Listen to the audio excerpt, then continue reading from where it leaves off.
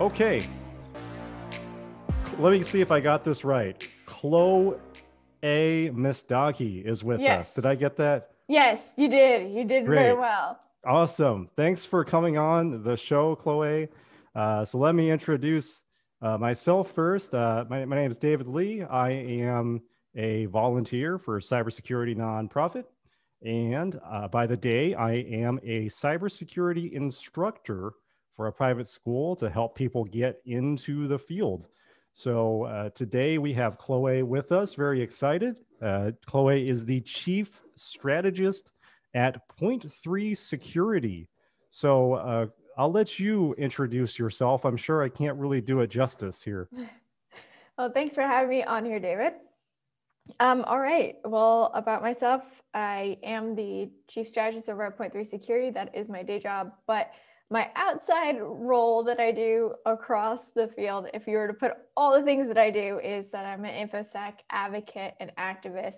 So those that get confused, what is the difference between an advocate and an activist? Advocate talks about it, activist does something about it.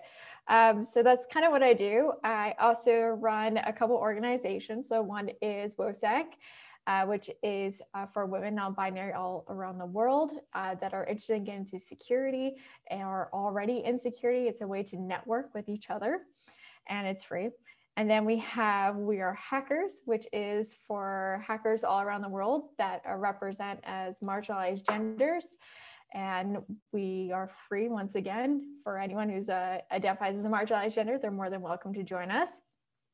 And then I also run Hacking is Not a Crime, which is an organization which basically we're trying to change how the public perceives hackers and understand there's two different parties, hackers and attackers. And then the other things that I run is the cybersecurity book club. Well, we call it the Hacker Book Club. Basically, we read books about the hacker community, and the hacker community reads it all together. Everyone's welcome to join. And then the last thing I'm a podcaster for ITSP Magazine's The Uncommon Journey with Alyssa Miller and Phil Wiley. I do a lot of things. That is an incredible amount of community involvement. And that's coming from somebody, I do quite a bit myself. And that's, God, you got me beat. That's impressive. And it's funny, we just had Kim and Phil on the show talking about their latest book. So that was a lot of fun. So small world. It's an awesome community to be a part of. It's good to see you involved in so many of these really neat groups. And that's what really caught my eye. I saw you were all over the place presenting. I saw you were involved in running these awesome groups. And that's what really stood out to me. So thanks for giving so much back, because, I think a lot of people don't realize is when you're a security professional, your time is like a commodity. Like every hour does kind of count. And it's not the easiest work in the world, but it's definitely, it's rewarding to pay it forward and to be plugged into the community like this. So very excited to have you on board. And let's talk about some of the stuff you've been up to then. I'm really, I was introduced to Hacking is Not a Crime by Phil, actually. And I was really curious on how did that come to be? Like, what's the story behind your involvement? Were you one of the, I understand you're the co-founder of that. That is true. How did that come to be? What's the deal there? Yeah, this was, I was going to say last year, but that was 2020.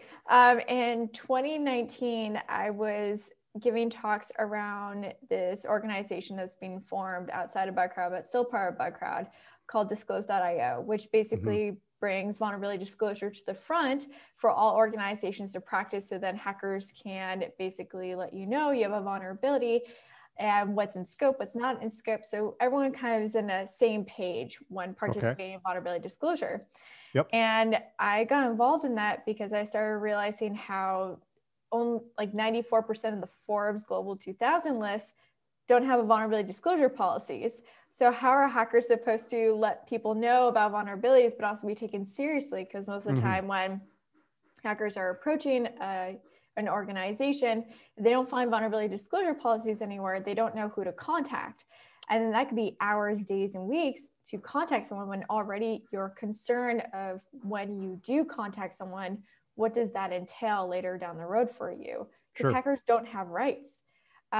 So what happens is that they usually reach out on social media, they'll DM, but then, you know, who's receiving those? Marketing. Marketing doesn't know who to go to or what to do when it comes to, you know, a hacker like, hey, I found this very important vulnerability you should know about.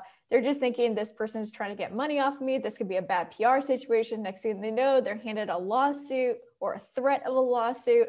And this is the problem, is that hackers are doing it out of their free time to try to protect and serve. That's kind of what hackers do. It's a lifestyle of protecting and serving, finding vulnerabilities, but also having the intent of protecting.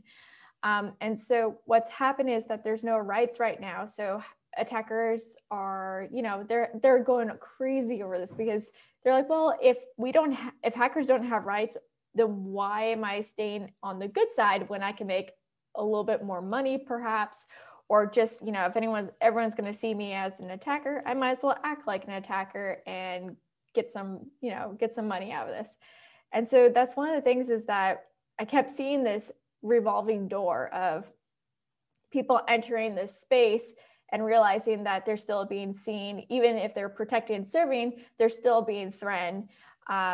And it leaves them with a bad taste, where they're like, well, what's the point of me doing this now for good if everyone already sees me as a bad person? And so that I saw this rotating door happening, where you would have all these like hackers are coming in ethically and then turning not ethically, or the opposite sometimes, where you'll see people that were on, you know, what we call the quote unquote black hat turning into a white hat because there is no protection or rights. So until we have something like that, we're constantly in this loop of, you know, how do we protect these people that are trying to protect us?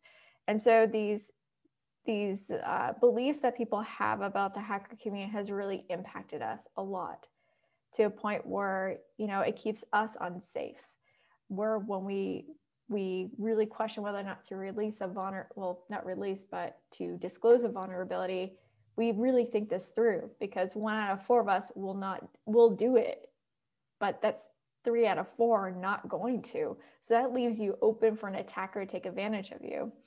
And so I kept seeing this situation. I kept hearing these stories, because every hacker has one of those stories.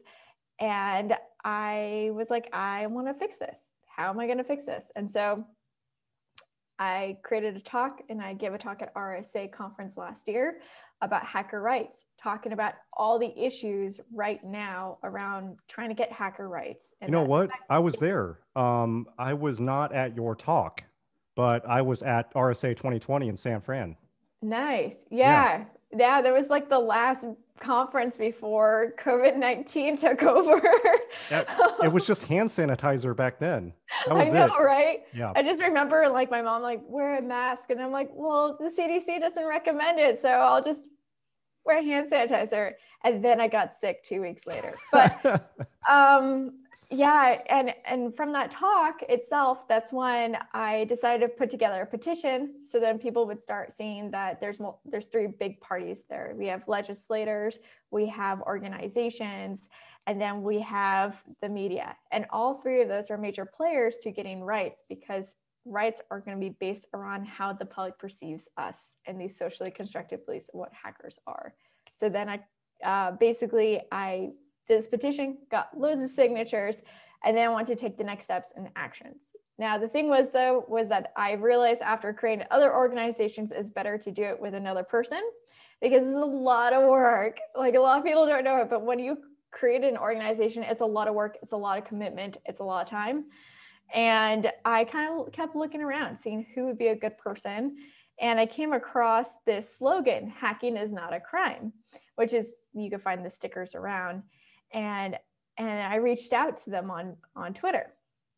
I didn't know it was just an individual named Brian who was running it. So I messaged and I was like, hey, I'm thinking about creating an organization that actually tries to fix the situation, bring rights, but also be like the place for all hackers around the world to find out where they stand on rights, but also knowing what are the community resources for them, to feel protected, but also to know that they have some sort of protection and guidance. And so Brian wrote back like, by the way, this is Brian. We've met before besides Austin 2 years ago. And I was like, oh, Brian, it's you. So we got a phone. Next thing I know, at the end of that phone call, we formed an organization and we started brainstorming, and it's great. We basically created this organization and it's grown so fast, like within a few periods of months, like I couldn't believe what we were seeing. And we kept getting calls to give talks, workshops, and on hacker rights. So it's been quite a fun journey so far. Well, the public's interest in security has been tremendous the last year or so. And I've seen it at all levels. I've seen it in my work. I've seen it in CSNP, and we've got more of an education slant to the content and our activities.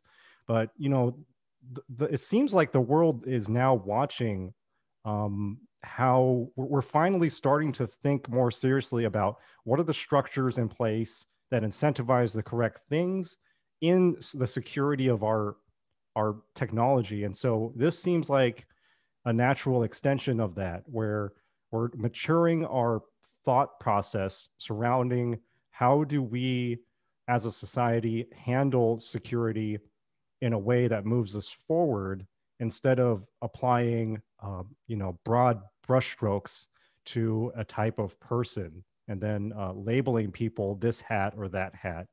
It's funny because those terms are still I've still seen them in testing. They're still in the vernacular, but do you think it just does a disservice to the hat color and everything? That just does a disservice to the ultimate goal? Or do you think it's still useful as calling out the fact that different hackers have different motivations, and some can be criminal motivations? Yeah, that's a great question. So my background before going into InfoSec was poli-sci and and sociology, anthropology as well. And I can definitely tell you that when I went into cybersecurity and seeing those titles of black hat, white hat, gray hat, I'm like, this is too old school and it's not appropriate during this time. So I use the term attackers and hackers. So they use the same skills, the intent is different. Like you mentioned motivation, it is a motivation situation. Are you motivated by, what is your end goal? Is it to get money for yourself in a way where you're crossing lines? Or is it a way to just tell someone about a vulnerability, hoping they'll fix it? And you might get paid out of it, which is great. But there is two very different parties involved. And yeah, there are definitely those that are between both parties, and that's one of the other things is that is a constant concern that I always have, and a lot of people have, and they're always wondering, well, how do I know if I cross that line? And I always say it depends on your intent at the end of the day, how you got to where you are. Did you exploit without permission? If you did, chances are you have crossed the line. So one of the textbook examples of exploiting, say, Microsoft Windows and Active Directory and identities in the Microsoft systems is Mimikatz, right? And are you familiar with that origin story, with how that came to be? Not fully familiar, no. So I've read through it once, and it turns out it was, a hacker slash somebody who was tinkering, and they stumbled across this vulnerability that allowed a non-administrator to become the administrator on Windows. And my understanding was it was disclosed to the company behind Windows, of course, that we all know. And my understanding allegedly is that there was no process to take in this vulnerability that was discovered and then turn it around so that it could be patched or for the greater good. And the story goes that Mimikatz was then created as a script and then dumped into the internet through a GitHub post. And security researchers were all over it instantly, and of course cyber criminals as well. So now we have a dual prong situation. And I think what you're saying is if we if we create that pathway to where I can submit a finding of a major vulnerability directly to the company without risking my, freedoms or without damaging myself some way, then that's going to push us forward as a society, if I'm following here. Yeah, it's really important to have some sort of vulnerability disclosure policy. So you say right up front what's okay, what's not okay, and the procedure of how to report a vulnerability in a way that it protects both parties.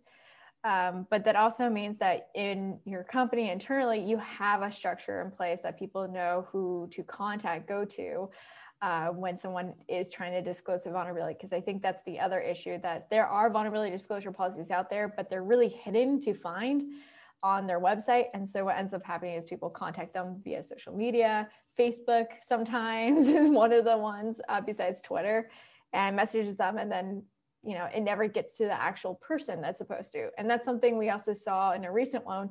I believe you had a person on recently named John Jackson, who's a good pal of mine. And he had something similar like this happen with the UN. He disclosed something, but internally they didn't know who it should go to.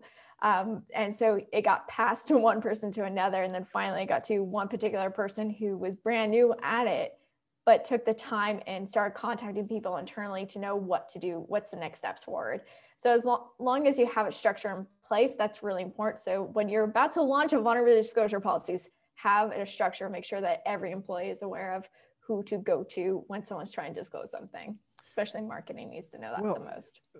It's almost like we're repeating like the early days of security, like before we even worried about this. Like I read Cliff Stoll's book finally, The Cuckoo's Egg, I think it's called. And in the super early days, like when UC Berkeley was just, they just made Linux and it was like all starting, like nobody thought about like systemic, like business processes to handle like a vulnerability.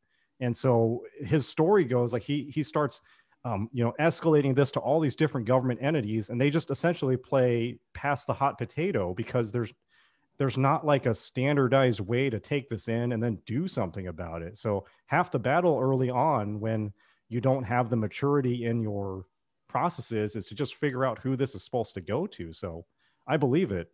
It seems like a cyclical thing when there's something that you're not prepared for as a company to deal with. So definitely on that one.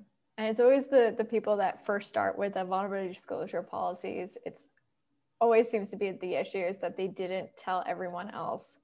And like you'll find it where they never told engineering. And so that's a problem. You need to make sure that the company wide knows about these things. I think the more transparent we are with security in our companies, the better overall in general, that people have an understanding how important security plays as a role for a company and securing its future in a sense. It's fascinating. It's crazy to watch FireEye. Like that was a big one recently. Crazy to watch how transparent like they were about it. And gosh, I tell you, some companies I've been with and helped out, there's no way they would come forward and admit that kind of thing. Yep. It depends on like the culture of your company, the culture of your industry, how you've decided to approach the discovery of this problem in your company. And I think that dictates how transparent you are about it. But I get it though. If I was on a board and we found this massive loophole to something important, I get it. It's kind of scary to just come out and release that. So yeah, it definitely is. I know of a company last year. This is a terrible story, but it was a company over in Europe. I won't say where because I don't want to give it away, but they manage like mental health services. And the CEO knew about this vulnerability that was really, really bad. And he knew about it for like a good amount of time. But he also knew that there was a breach that happened because of that vulnerability. And he never told his board for over a year. And then finally it got out in public. That meant like, we're talking about a good number of records out there, which has everyone's stories and notes from their therapists and psychiatrists out there now because of this guy who didn't want to tell his team And that's the problem. In security, one thing is that we are a little bit more transparent than most other departments are, because we know that we help each other out from learning from other people's lessons and from their vulnerabilities. So we don't do that as well. And I think that's really important that we are like that. And it's also important for people to note that last year we saw a 400% increase in breaches, and that's just going to keep being like that. Breaches are going to happen. It's how you react. That's the thing that I think most people want to see and witness what happens. So your work with Point3 Security, you're a strategist, and I don't see that job title very often when I'm, with the security professionals that I've met. What does a strategist do? Like, what is your day-to-day like? And tell us about a little bit about your work. Sure. It's a lot of meetings now. Other than meetings, I would say there's a lot of creativity that goes into strategy, which is one of the things that I love. So if you're one of those big thinkers, or you want to see the bigger picture of things and how things connect and how you can connect other things with other things. I know that's very broad in a sense, but also being able to look at the details of how are you going to get there, that's part of the role. So strategy itself, it's about growth internally and externally. It's for me to see what are the areas that people aren't doing that we can do? What are the areas that we can improve on so then we grow better as a team, but also how we grow publicly as a company? So it's basically, you have to have a good knowledge of every single department. So you know how to grow out a company and how to grow internally and externally. You need to know everything that happens. So it's kind of like an operations role in a sense, because you need to know how each part works and how they could work together and across departments, across teams. And and knowing that in itself, then you have the ability to know what you're working with. So then you can create certain strategies that other companies aren't doing. So it's all about listening, I would say. So always listening, seeing what's going out there, seeing these repeating trends happening that no one's tackling. That is what I try to do, is I look for those so that I could utilize that for Point3's benefit. Well, let me ask you this from a strategy point of view. I've worked in all kinds of smaller companies. I've worked at a university before. I've seen both sides of the coin. And when you're on the smaller end of a company, there's a lot of economics of scale that work against you in terms of having sustainable security policies, procedures, systems in place. And I want to get your thoughts on the smaller end of business. If you're like one of a handful of technical people and you're the company's best hope for, implementing cybersecurity, what are your thoughts? What are the starting points? Because that's a really tough question to answer, even for me, I've been in those shoes. I've recommended some starter guides from NIST, some general guides there, but companies are so different. They have different needs. So what are your thoughts on that? So the one thing I would say is that a lot of people don't talk about this, but it's something that I started bringing to the surface last year, which is burnout plays a huge role. And usually, if you, like you mentioned earlier, if you're relying on one particular person to do a lot of the grunt work, that person's going to get burned out a lot faster than anyone else. And the other thing is, when you're in security, it's 24/7. There's never a moment where, like, even if it's the weekend and you're like, oh, it's the weekend, I get to relax. The thing is, in the back of your mind is knowing that you could be on call at any moment. And that's the thing that's hard. And so that's the thing that also causes burnout, is when you're not balancing your personal life and your work life. And so I think for small companies, you have the ability to see whether or not someone's starting to get burned out. You're starting to see those symptoms, but you also have the ability to invest in that person by listening to them. Ask them, how can I be a good manager? How can we be a good company to you so you can thrive? So then we know, because if your employees are thriving, your company will thrive too. Happy customers, happy employees. You see there is something about that. So I do recommend for listening to your employees, investing in them, asking them what they should invest in. There's a lot of times where people are like, oh, we'll just buy this app or we'll buy this tool. And what ends up happening is they didn't need those in the first place, or they cause even more stress on them. So it's good to actually talk to them and make them part as that decision factor, because people have the ability to make decisions too. And you should rely on them to also make decisions as well.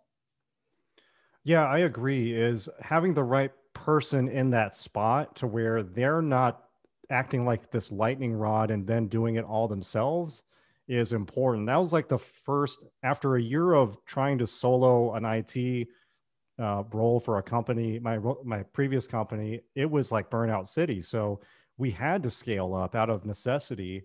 But I have this sense that tech teams are still very small, lean, underfunded. So I think a lot of the same challenges are still apparent. And I had to be really creative when I was in that spot myself and look for resources that were efficient for me, even outside of the immediate team as well. Yeah. And sometimes those solutions aren't those things that look great on paper. So people are like, oh, I got to get this cert. In reality, maybe that cert doesn't really help you out. Instead, maybe more of like a hands-on gamified, system where you can upskill your skills. I think that's one of the things is that we're so reliant on old school way of thinking, such as, taking classes or reading books. I tend to find that the best things when it's coming, you need to learn a new skill is hands-on and something that's more realistic in a sense. My students are going to ask if I paid you to say that, but I swear, if you're my student and you're listening, I did not pay Chloé to say that. That's literally what cyber pros actually are saying these days. So disclaimer, everybody.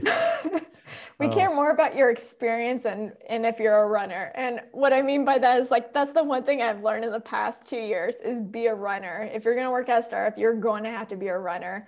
And by a runner, for those that aren't aware of what that means, it's a term of someone who's willing to roll up their sleeves and go running with a project, or have an idea, check in with people, and then go running with that project. Know who to go to.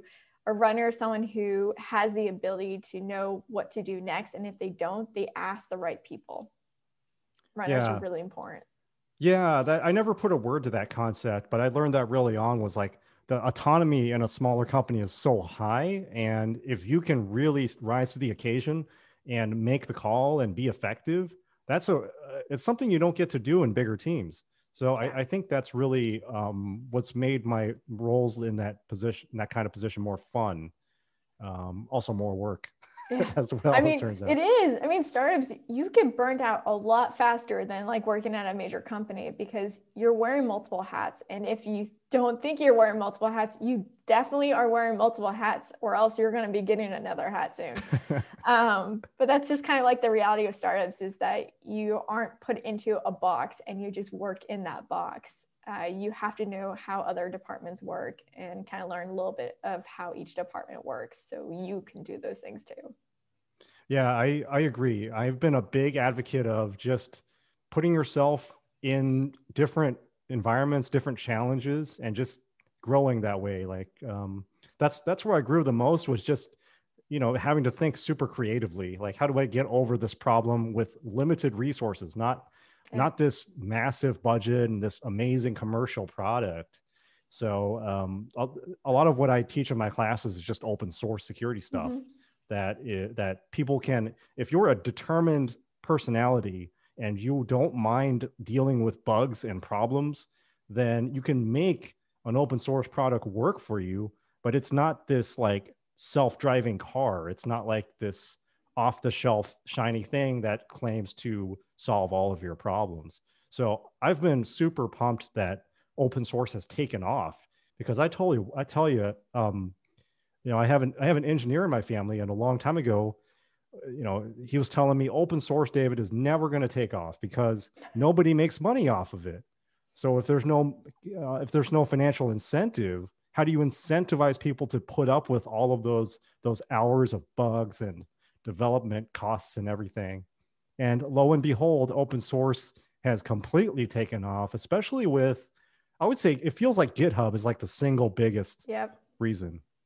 Definitely on that. So I feel like we need those core core change things, those core change products that create like waves of other change that just open up doors for things.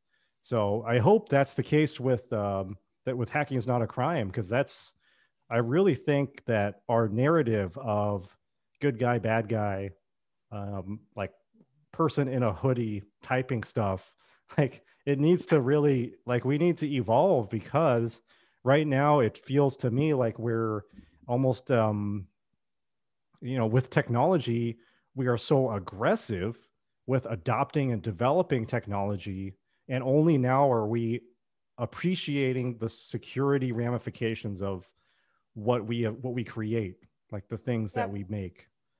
I mean, you still see it to this day. I remember back in, so I live in Silicon Valley area. And so one of the things is that a couple of years ago, they would never ask someone who's presenting what their security looks like for their product when in a VC meeting. And then now they ask those questions. So how are you going to secure this?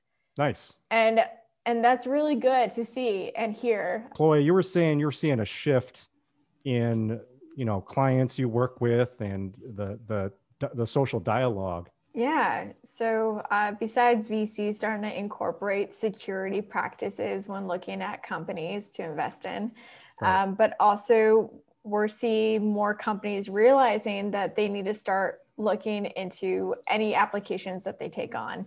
That means any department, even if marketing is like, hey, I want to get this tool, they need a loop in security. A lot of times companies don't do this still to this day, but I think it's becoming more apparent that they have to. So I think one of the things that companies can really work on is creating plans. The thing is that a lot of times companies don't have any plans. When there's a breach, they go ad hoc because they don't have a playbook there. And so that's a huge issue of its own, because when we don't have a playbook, what do? What tools are connected to anything when it comes to fixing the situation? And I think that's one of the things that we're getting more and more into, is understanding that a lot of security is about prevention, not putting out the fire. Yeah, well, and even just figuring out who to talk to inside of your company and noticing that pattern of, when this platform acts up, I talk to this person, and putting one and one together and just starting to automate that process. The next professional that takes your spot is going to appreciate you building that out, because they don't have that same relationship with that person. They've got to fill your shoes. And so now they've got to keep this process sane and manageable. And that's something I lived through myself, was everything ad hoc, people wanting to just work like that. But when you make it less ad hoc, if you're managing a small team and you're creating the policies, the less ad hoc you make it, the less stressful it gets, because this, instead of, oh no, this big thing, it becomes thing number 152, and you start tracking it, and you know exactly who to talk to. Yeah, because I think I think it was Poneman Institute, they stated that security response planning, that 74% their plans are either ad hoc or they don't even have one. So, I mean, that's kind of scary to note. And that like 1/3 that do have a playbook, they're out of date. They don't have the latest tools that they've taken on, or the tools that they removed, or who works in what department. It's out of date. Yeah. Well, in businesses I've worked in, I was just the tech team myself sometimes. And it's funny now, when you study certifications in the textbooks, and everyone's saying, instant response is separate from SOC, which is separate from NOC. But in a startup, you're kind of it, unless you have, contractors from outside, which can help a lot. But, you don't always have a formal team that is that clean cut and separate, for sure. It's really fascinating, because the one thing I can tell you is that the startup world is very similar to nonprofits, because in Yeah. nonprofit world, they have one IT person, and that IT person is in charge of security, and they're in charge of everything in a sense. And that's too much on one person. And knowing that the smaller ones are the ones that people go after to collect information from, it's a scary thing.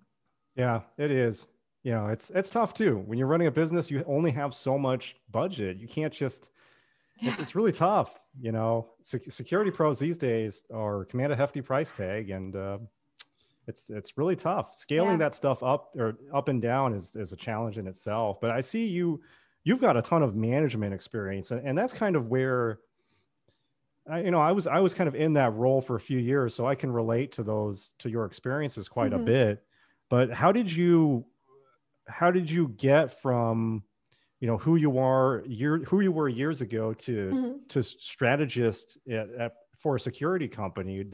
Was your experience a case of, oh, I got the CISSP and then a job landed in my lap, or No? What did that process look like? So my process started out was that back in the day, I was a management consultant, and that basically is strategizing for growth. That's basically what I would do. And so I was doing that for startups and nonprofits. And then I basically kind of lost interest in being a consultant. Being a consultant, it's project to project. You never really get to know your colleagues that much. And you're traveling quite a bit. You're working ridiculous hours. And so I was like, I don't really want to do this anymore. And then I let some recruiters know that I'm looking for a role. And they're like, hey, what about a cybersecurity company? And I was like, sure, why not? And then I landed in my first cybersecurity company, and I was a marketing manager. And then from there, I realized that I wanted to do a lot more in cybersecurity, in a sense that I wanted to work more with increasing the number of women in this field, because within my first year, I experienced so many terrible things about being a woman in this field. And so I was like, I got to change this, or else there's no way I would ever recommend this field to any woman out there. And so I basically met Tanya Janka, and we created WoSEC along with Donna. We created this organization to help empower women to network across the world. Wait a second. You created WoSEC and Hacking is Not a Crime. And WeAreHackerz, yes. And wow. Yeah. How can one person create all, because WoSEC is amazing. It's been really active. I've met tons of its members. It's been a very positive influence for people in the community. So thanks for making those. That's awesome. You're most welcome. Yeah, that's legendary. How do you manage how did you do that? It's amazing. Well, I'll tell you one thing is that I know how to prioritize. So one of the things that I'll do is I'll have a ton of things to do, granted, but I know what to prioritize. But I have to admit that personal life did take a back seat for a year and a half, where I focused basically on all these missions that I wanted to do and drive. I have this tendency that whenever I see something wrong, that I want to fix it. So I'll work with people in that area to help bring a change. And that's something I've always been since I can remember. I've always been like that since I was 5. If I saw a problem, I would rally people up together and we would fix this problem together. So I think that's one of the things, is that when you're passionate about those things, you will do whatever it takes to get those things solved. But personal life did take a backseat, but then also my people that I interacted with in InfoSec, they're friends of mine. And so it didn't really feel like work. It felt more of a passion and a drive to bring about a change. And I think that's something very powerful, where it doesn't matter what hours you're getting of sleep or any of that. You're living and breathing the moment. And I did that for quite some time. But then when I became a VP of strategy at Point3 Security, that made it a little bit harder to do, because that is a the more you climb up that ladder, the more responsibility and pressure you have, because now you are overseeing a company and you're overseeing a bigger load of people. You also have to make sure that you're meeting the demands of all fronts. So it's a lot of stress and a lot of things you always have to think about. So you're always worried about your employees. You're always worried about your company's performance. That's all the time. So that was one of the things that I realized I couldn't just keep living by that passion. So then I put strict time. So during this time, I work on projects, I work on company. And then after those hours, I off everything. So I get off of I have a work phone, I have a personal phone, I have a work computer, I have a personal computer, I have a personal watch, a work watch. So right when that time hits, everything goes off that was work related. I close the office door and I never walk in until it's time for work again. So that helps a lot, is to know where your boundaries are. And that was something that I had to learn last year, was my boundaries and keeping that balance between personal life and work life. Gotcha. But yeah.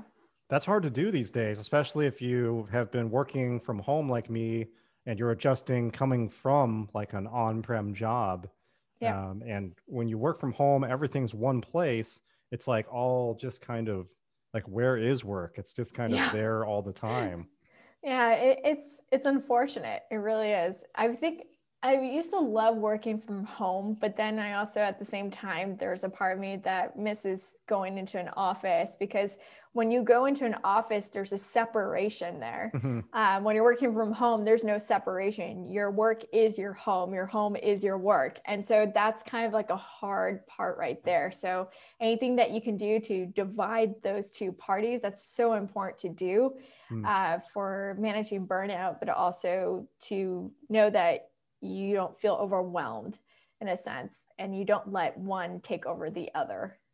Right. Yeah. I've used the same tricks. When I was chasing my master's, I did a really hyper speed 6-month master's, and all I did was that stuff after work. So I would wake up, work, do that stuff at night. And it's not sustainable. You can do it for a few months, but burnout is like always around the corner. I think you're right. Putting those tricks in place to keep yourself happy and keep yourself interested in everything and have a timeline. Timeline is so important. So like for you, you knew like, okay, I'm going to be done with my master's on this date. So I only have to keep pushing myself till this date. That helps a lot, knowing like when that date's going to happen. I think like one of the hard things is that a lot of us are burned out because we don't know when this COVID-19 is going to perfect example, not be around, because that's the thing that stresses out, because we're like, okay, well, I put off my life in this area, that area. I didn't go on vacation here. I had to cancel these events. I had friends that had to cancel their weddings, put off having kids for another couple of years. And that's the reality of the situation. We don't know. And because of that, I think that stresses us out the most, is that we don't know. It's stressful. All I can tell people is invest your time wisely. Like if you can't do one thing, invest in something else that's going to return big for you professionally, personally, financially. And that's all it seems like it's all we can do. It's a shame that I can't just go watch a movie like it's a normal era. Anyway, it's like a different place these days. It's weird. It's a tricky time to live through. You watch movies or TV shows. You're like, where's your mask? Yeah, it's like you can't relate. I can't relate anymore. What is this? We have You're not wearing a mask? We have a page, like a landing page for our video system, and it's like a bunch of students standing next to each other, and you're like, that's dated. That can't be right. Yeah. I mean, that's the reality, is like there's no mask in these movies and shows. But I have to admit, the one thing that I'm really happy that I recently purchased was a Oculus Quest 2. I hear about those. Yeah, I'm very homesick of Edinburgh. I used to live in the UK. And so for me, I got to use this app called Wander. And so I would basically walk down this this road that I used to walk down all the time and like Oh, visit these areas. And it's fantastic. And you can have your friends join you so you can give them a tour. So I'm using this time to travel in my VR in a sense so that I can experience the world in the areas that I missed out doing last year. you're the second person to recommend VR to me. That's funny. It's a sign. It's amazing. I recommend it. Well, have you journaled your experiences becoming a Yes. cyber strategist? Where can people really absorb your knowledge, your expertise? Do you have a blog or books? I had a blog at one point, and then got no time to do a blog anymore. Yep. Ever since I like put into like, okay, at 5 o'clock, no infosec every day. Oh, And so gotcha. because of that, I don't do those things. However, it is something that I'm thinking about doing is writing about what are the lessons that I've learned. Most of the time, the advice that I give, it's usually through podcasts like this. Yeah. That usually Yeah. is it. Or I give talks about burnout and hacker rights. Those are some of the things that I do. I am. Yeah. Yeah, well, it's important because your expertise. We need good leaders in security and role models to really show that a person can affect great change, Yeah. and you don't need to be a technical sorcerer or sorceress of a certain subject matter just to affect great change, positive change at a macro level. And I think that's my takeaway from kind of your journey into this line of work is just like you said, recognizing there is a thing that can be changed and then just rallying the troops Yep. for that cause. That's very effective. So, Yeah. Our industry is filled with people that want to give back to the community, which is fantastic. They're always looking for a way how to help. And that's the thing that I love so much about our community is that we help each other out. Uh, we have each other's back. Yes, we have trolls, but I mean, like, but we do have people that care about each other and want to give back. And I mean, if anyone's still thinking whether or not this is the industry for them, I will like to tell you really quickly that in I think it was 2018, after RSA conference, I remember breaking down into, well, I was in like my hotel room. I broke down crying because I realized that there is no place for women in this industry because I felt like I wow. went back in the 1940s and I was about to give Wow. up. So I started looking for tech jobs. I was like, I'm just getting out of this industry. It's toxic. Like I had men do inappropriate things with me. Like I'm done Yep. with this. And I remember I went to a conference called Day of Security and I walked in the room and suddenly there was a room of like hundreds of women in there. And for the first time ever, I didn't feel alone, isolated. And I felt like there is a place for someone who is like me. And so I remember going home and I couldn't sleep because I was like, well, if they don't want me, I'm going to fix it. I'm going to do whatever I can so then people like me don't have to keep running into the things that I ran into. So I'm going to do whatever I can to fix it. And I'm going to break down doors. I'm going to pull up a chair. I will do whatever it takes to do that. And so I remember not going to bed at all for like 24 hours, just like writing a bunch of notes, creating a slide deck. And I submitted my first talk ever. And Wow. because of that moment, like being that passionate, Mm-hmm. things get aligned. If you're going for something that's bigger than yourself, something that's going to give back to the community, it does work out in the end. You do get connected to the right people. The first step is asking the question, how can I make this better? And then once you're able to figure that out and apply that, then reach out to people who can help me make this better.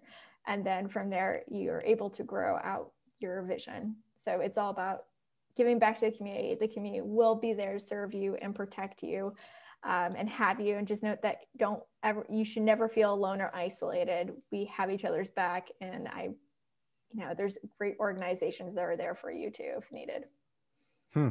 Yeah, that's great. I 100% agree. And I come from northern Idaho and a small town in the middle of nowhere.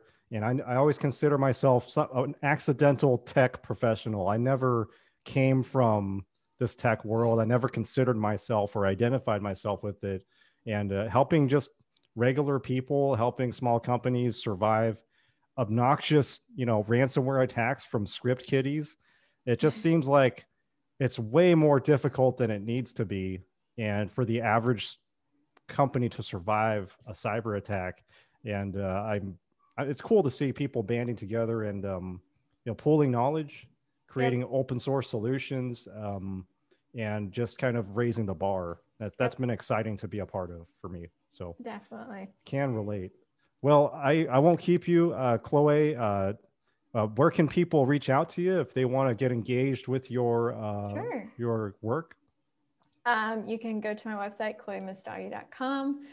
You can also add me on LinkedIn, which is just Chloé Messdaghi. You can also find me on Instagram and Twitter at Chloé Messdaghi. Feel free to DM. My DMs are open. Chloé is everywhere on my LinkedIn, so I imagine you're really active on all that stuff. So definitely check out, reach out to Chloé if you have questions about strategy. This kind of leadership thing is awesome. It's good to hear perspectives from a really effective leader. I always appreciate that stuff. So thanks for having me. This was fun. Yeah, thanks for being on, Chloé, and bye everybody. All right.